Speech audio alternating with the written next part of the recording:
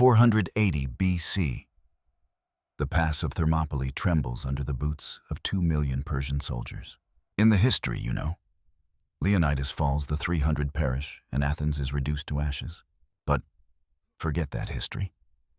In this timeline, the traitor Ephialtes is caught before he can speak. Instead of being surrounded, Leonidas makes a gamble, a direct counterstrike into the heart of darkness. The third night, while the Persians sleep in arrogance, 300 Spartan wolves slip through the Anapaia path, not to escape, but to hunt their god, Xerxes himself. The roar of Molon Labe is no longer a final stand, but the signal for a total massacre. The blood of the immortals stains the springs black, and Spartan bronze pierces the golden silk of the emperor. In that moment, the old world collapses. The West is not born from sacrifice, but from a bloody victory. What happens when the most brutal army in history never stops? Welcome to the Age of Iron. The impossible has happened. Xerxes, the King of Kings, is fleeing for his life through the mountain passes. His elite immortals lie slaughtered in their silken beds, their myth of invincibility broken by Spartan bronze. The Persian camp is a labyrinth of fire and terror as 2 million men realize their god is a mortal who bleeds. Leonidas does not let them breathe. He orders a relentless pursuit, driving the broken Persians back toward the sea. At the Hellespont, the great pontoon bridges Xerxes' pride are set ablaze by Spartan saboteurs. Trapped between the cold Aegean and the crimson spears of Sparta, the Persian army begins to eat itself. Xerxes escapes in a small fishing boat, his crown lost to the waves, leaving his empire to rot on Greek shores. In Susa, the news of the defeat sparks instant rebellion. The Achaemenid Empire starts to fracture from within. The threat from the east is gone, but a new, more terrifying shadow is growing in the heart of Greece. The 300 have not just saved Greece. They have tasted the blood of an empire, and they want more. Athens celebrates the Persian retreat with wine and song, believing the dawn of a golden age has arrived. But in the shadows of the Acropolis, the sound of celebration is drowned out by the rhythmic thud of marching boots. Leonidas and his 300 do not return to Sparta to rest. They march on Athens, the cradle of democracy, to the Spartans. Athenian freedom is a virus, a chaotic weakness that invited the Persians in the first place. The assembly of Athens meets in panic. Themistocles pleads for a naval defense, but the Spartan spears are already at the gates. There is no long siege. The Spartans breach the long walls with brutal efficiency fueled by the momentum of Thermopylae. The Agora, the birthplace of Western philosophy and debate, is cleared at spear point. Ballots are burned in the streets.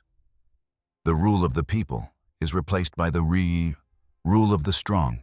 Leonidas stands on the Pnyx, the hill of oratory, and declares a new order won. Greece, one law, one king. Democracy dies in a single afternoon. The light of the mind is extinguished by the shadow of the shield. The borders of the city-state have dissolved. All of Greece is now a single sprawling military barracks. Leonidas decrees the universal agoge. Every male child from Byzantium to Corinth is now property of the state. At age 7, the sons of Athenian poets and Theban merchants are torn from their mothers and cast into the wilderness. They are taught one language, the rattle of the shield. They are given one purpose, to die for the king. Luxury is outlawed. Gold is melted down to forge iron spits, the only currency allowed in the Spartan New Order. The gymnasiums, once places of philosophy and athletic grace, are now slaughterhouses of endurance and pain. Weakness is a capital crime. The Cryptia, the secret police, roam the countryside, culling the unfit under the cover of night. The vibrant colors of Greek life fade into a monochrome of bronze and blood-red wool. Greece is no longer the light of the Mediterranean. It is its sharpened spear tip. The iron discipline has arrived, and it is hungry for a new enemy. The Spartan spear is no longer confined to the land. The iron shadow now stretches across the deep blue of the Mediterranean. Using the captured shipyards of Corinth and Athens, Leonidas builds a fleet unlike any the world has ever seen. These are not ships of trade, but floating fortresses of bronze triremes designed to ram and board with lethal precision. The Phoenician merchants, the masters of the sea, are the first to feel the bite of the Spartan shark. One by one, the islands of the Cyclades and the ports of the Levant fall silent under the crimson sail. There is no diplomacy. There are no treaties. There is only the Spartan ultimatum: submit and serve or be erased from the maps. The wealth of the East flows into the coffers of Sparta not to build palaces, but to forge even more steel. As the sun sets over a conquered sea, the Mediterranean becomes a Spartan lake, a dark mirror reflecting a new world order. But in the far west, a city of traders and sailors begins to sharpen its own blades. Carthage is watching. The age of shadows has begun. The hunters of Greece have found their next great prey. The gods have changed. The colorful myths of old Greece are being systematically purged by the Spartan state. Leonidas declares the single path. If a god does not grant strength in battle, that god is no longer worshipped. The great temple of Hera at Olympia is stripped of its ivory and gold. The statues of Aphrodite are melted down for spear tips. Ares, the god of war, is no longer a fringe deity. He is the master of the universe, reimagined as a disciplined Spartan king. The Oracle of Delphi, once the voice of Apollo, is now a mouthpiece for Spartan military intelligence. Prophecies are no longer cryptic riddles. They are strategic orders delivered in the name of divine will. The festivals of poetry and music are replaced by the hymns of the shield, rhythmic guttural chants that echo through the stone temples. The priests of Greece have become political officers, ensuring that every prayer is a vow of loyalty to the phalanx. Religion has become the ultimate tool of psychological warfare. The temples are silent, for only the steel speaks. Heaven is no longer a place of rest. It is a reward only for those who die with a broken shield. For every Spartan warrior standing in glory, 1,000 Helot slaves bleed in the shadows. They are the invisible engine of the empire, the farmers, the blacksmiths, and the carriers of the heavy bronze shields. But as the Spartan army pushes further into Asia and Europe, the grip on the home front begins to slip. The Helots have learned the Spartan way. They have watched the drills, stolen the broken spears, and hardened their hearts. In the dark olive groves of Messenia, a secret fire is lit. The silent ones find a leader, a former Helot, who survived the Crypteia. The uprising is not a battle. It is a nightmare of asymmetric warfare. Supply lines are cut and granaries are torched.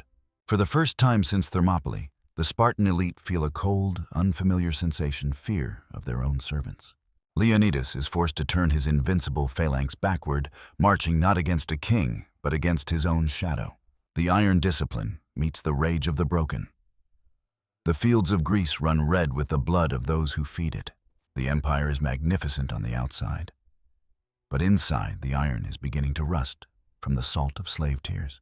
Westward across the Ionian Sea, a new wolf is howling in the hills of Latium. Rome, a city of brick and law, currently a minor power, but one with a spine made of Italian oak. Leonidas views the Romans as nothing more than Western barbarians with delusions of grandeur. The first contact occurs in the colonies of Magna Graecia.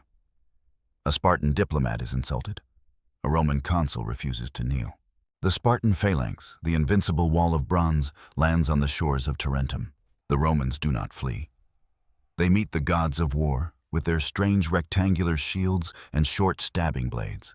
It is a clash of philosophies, the rigid ancient perfection of the spear versus the flexible evolving hunger of the sword. At the Battle of Beneventum, the Spartans realize the Romans do not break when their lines are pierced. They swarm. Rome is the first enemy that does not fear the Spartan myth. They simply want to dismantle it piece by piece. The shadow of Rome has fallen across the Spartan sun. The world is about to witness a war that will last a century. The gates of Rome finally buckle under the weight of 1,000 Spartan rams. The Tiber runs red, but not with Roman blood alone.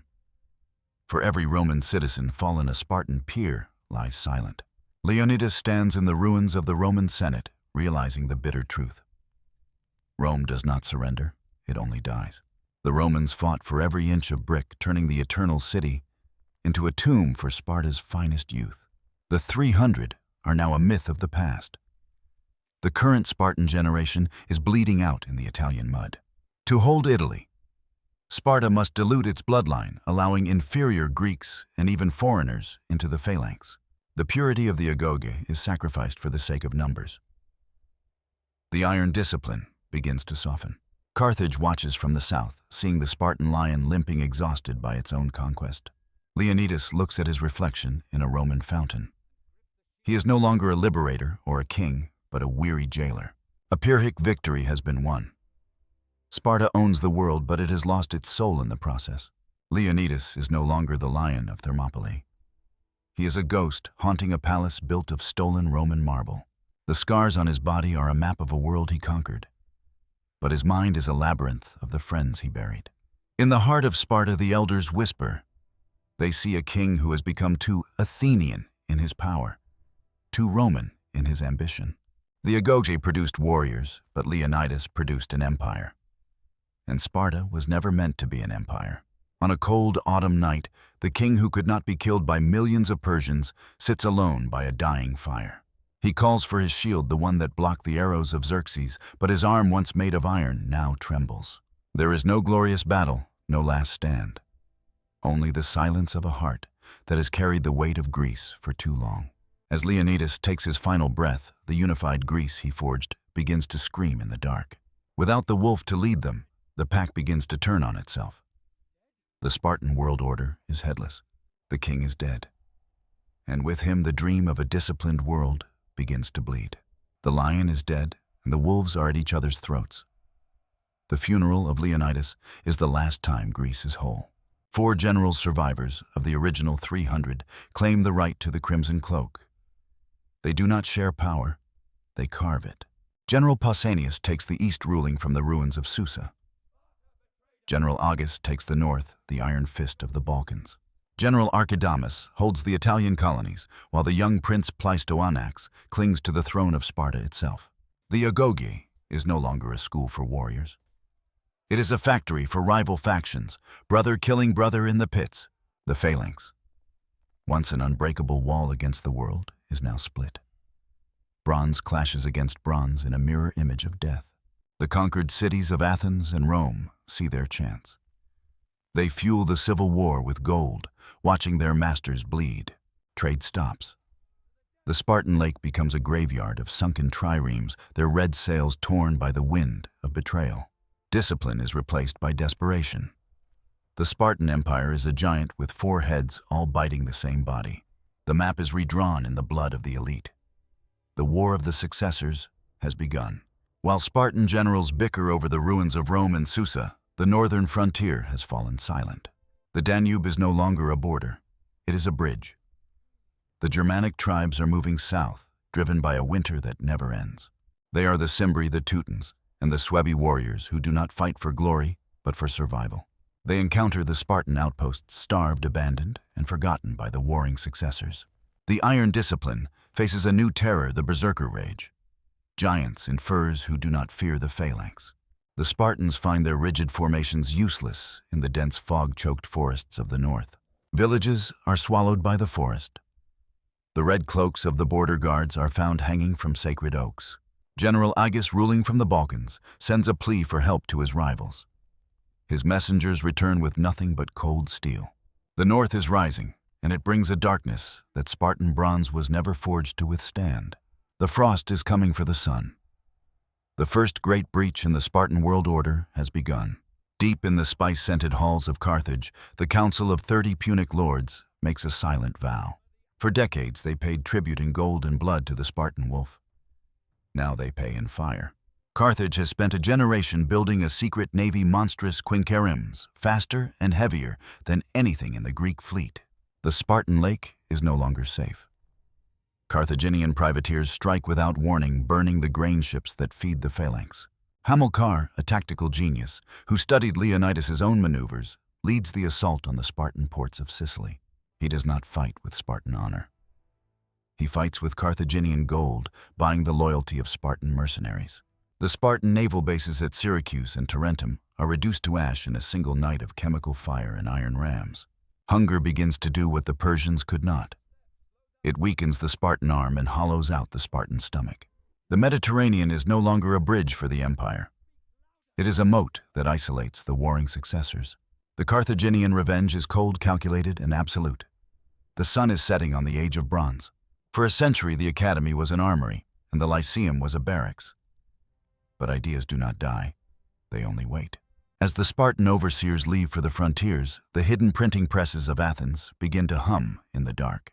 The Republic is no longer a banned text, it is a manual for the coming storm. The youth of Athens reject the spear for the scroll. An underground network of engineers led by a descendant of Archimedes perfects a new weapon, the burning glass, and the steam repeater. While Spartans rely on brute strength, Athens weaponizes physics. The phalanx is an ancient relic compared to Athenian ingenuity. The revolt begins not with a shout, but with a signal fire from the Parthenon. The new academy takes the streets. Spartan garrisons find themselves trapped in a city that has become a giant lethal puzzle of traps and automated defenses.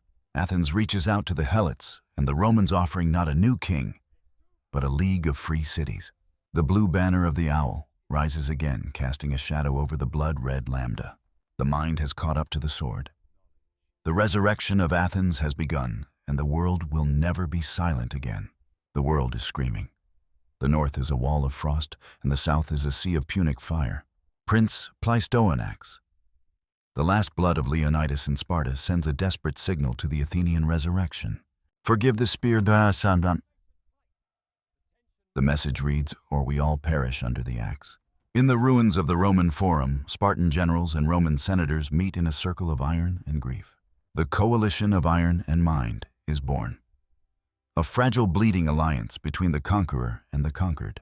Spartan discipline provides the wall, Athenian technology provides the sting, Roman tenacity provides the depth.